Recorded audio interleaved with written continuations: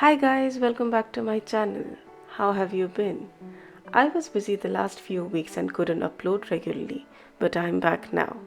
I recently upgraded to a designer gouache and thought of sharing my experience with you. As I'm still new to the designer gouache, I'm going to share my first thoughts with you. I may do a review or a comparison later on. Mijello Mission White Class Gouache comes with its own swatch pamphlet.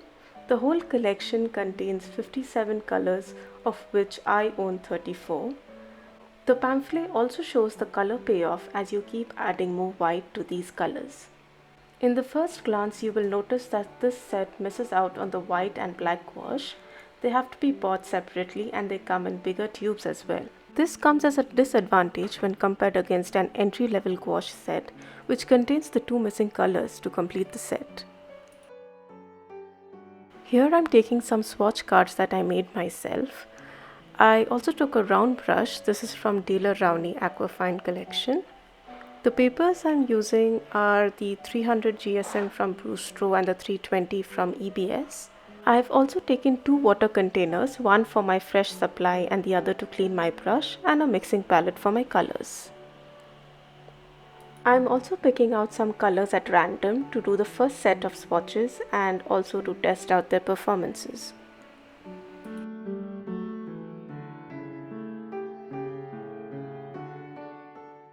I was intrigued by the bright opera, which I think is quite a hit among the watercolor enthusiasts, and I was shocked with the vibrant neon pink that it was. I'm literally picking off colors that are appealing to me at this stage. So you'll see me picking up random colors like purple, then I go blue, then a bamboo green, and then I finish it off with a quintessential burnt sienna.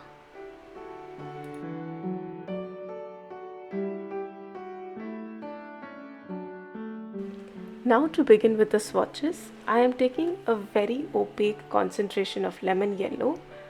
As you see, it is quite difficult to move the paint on the paper. I go ahead and add a little water to my brush, and now you see the color moving. Mijello Mission claims that these colors can also be used as watercolors, so I'm washing off any color on my brush to see how the colors fare, and lemon yellow did good on the swatch test.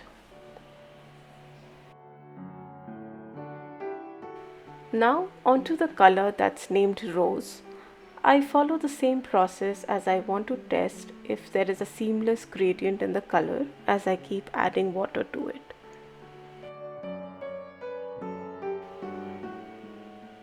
This process of swatching gives me an idea on how these colors will perform in the upcoming blending test.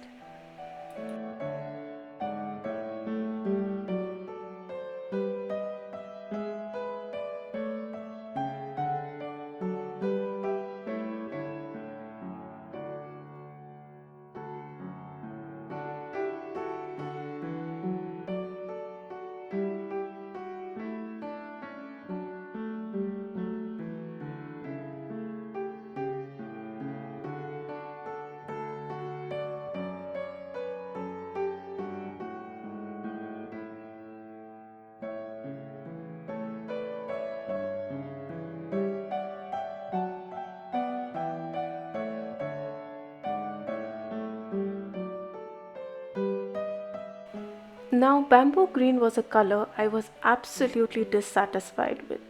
As I kept adding water, the gradient had a grainy element to it. It wasn't smooth like all the others.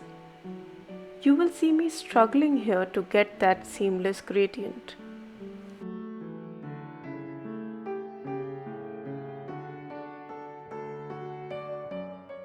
Anyway, here we end the sample swatches. Next up is the blending and overlay test. I have the entire list of swatches in part 5 of this video, so feel free to skip ahead if you so desire. Now I'm going to test how these colors blend into each other. I will be using two pure pigments on two ends of the scale, and we shall see how they mix in the middle. I'm using a thick orange here and adding water to what would be the middle of the value range.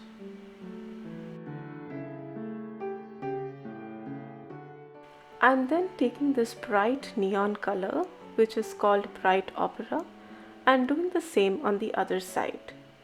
Unlike other techniques where you blend with white, I'm using water to blend my gouache to see how the pure pigments interact.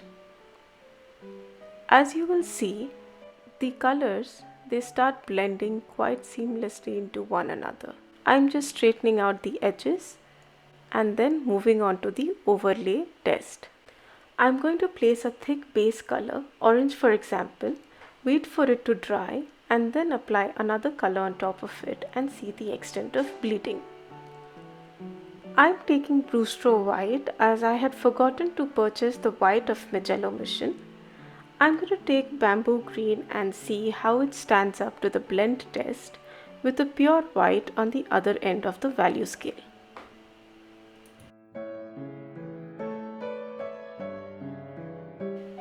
As you can see, the color applies very patchy.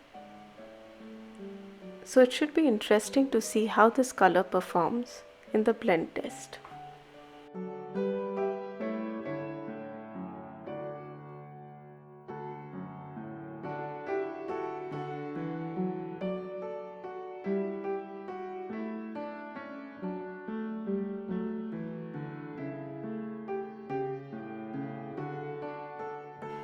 It's quite evident that I'm struggling with the blend test. So this just goes on to prove that I am not really happy with the bamboo green of this set.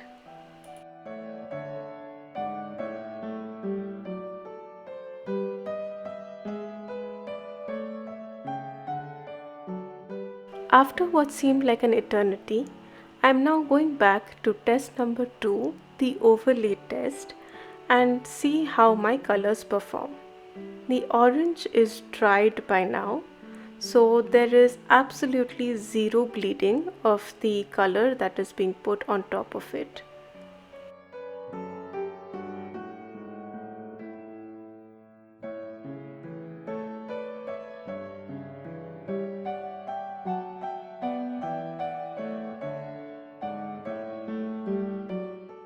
And now, if you desire to see all the individual swatches, please stick around, or else you may skip to part 5 where I show a single snapshot of all the swatches of this collection.